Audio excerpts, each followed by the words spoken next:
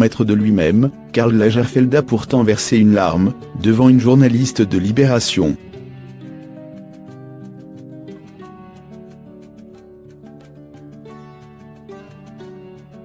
Ce qui déclenche cette émotion, c'est l'évocation de Jacques de Blachet, seule relation connue du créateur de Chanel.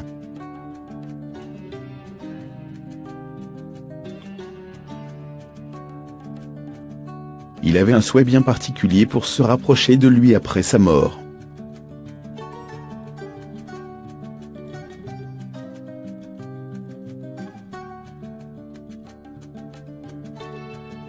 Silhouette impeccable, regard caché derrière ses lunettes noires. Karl Lagerfeld, qui vient de décéder à 85 ans, n'était pas le genre d'homme à se laisser dépasser par ses émotions.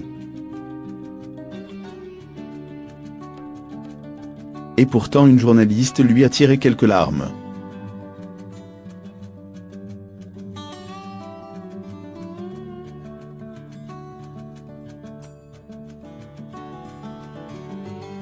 C'est Marie Ottavi, journaliste à Libération, qui revient dans le journal d'aujourd'hui sur sa rencontre avec le créateur de Chanel.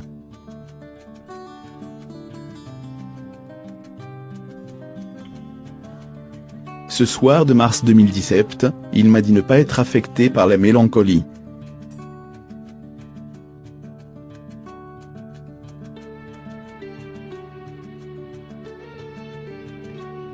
À l'évocation de Jacques et de son absence, une larme a pourtant perlé sur sa joue.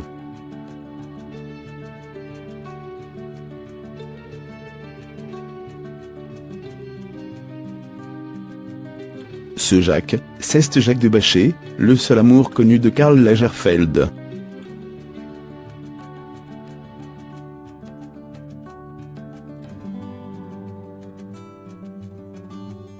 Une relation sentimentale intense naît entre ces deux hommes, figures de la vie mondaine parisienne, qui se rencontrent en 1971.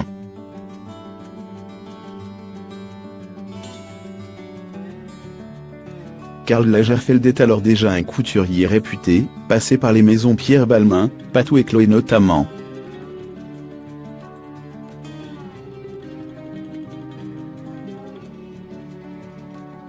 Jacques de Blachet, lui, est un dandy parisien, cultivé, désinvolte, venant d'une famille d'aristocrates.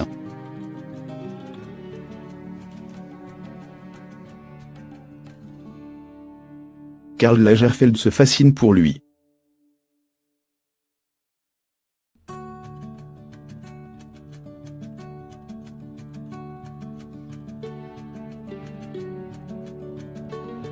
Ils vivent tous les deux une relation amoureuse, mais sans sexe, d'après ce que le créateur avait confié à Libération.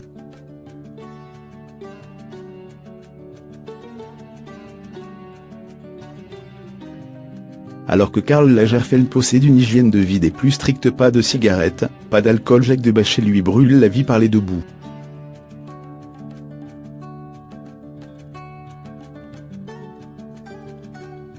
Après une relation amoureuse avec Yves Saint Laurent, il se remet en couple avec Karl Lagerfeld.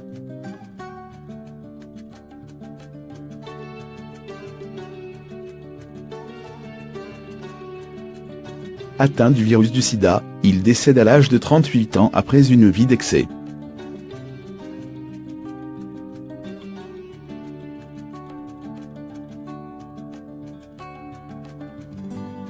Les cendres de Karl Lagerfeld seront répandues à côté des siennes, qui restent dans un endroit tenu secret.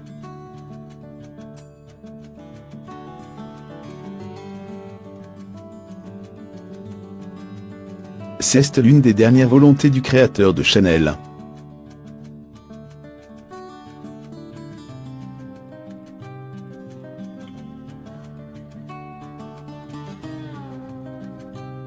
Ultime distinction, il ne souhaitait pas d'enterrement, préférant être incinéré. J'ai horreur d'encombrer les gens avec les restes.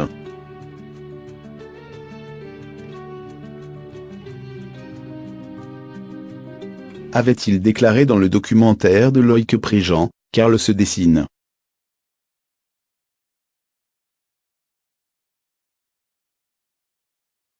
Let it go.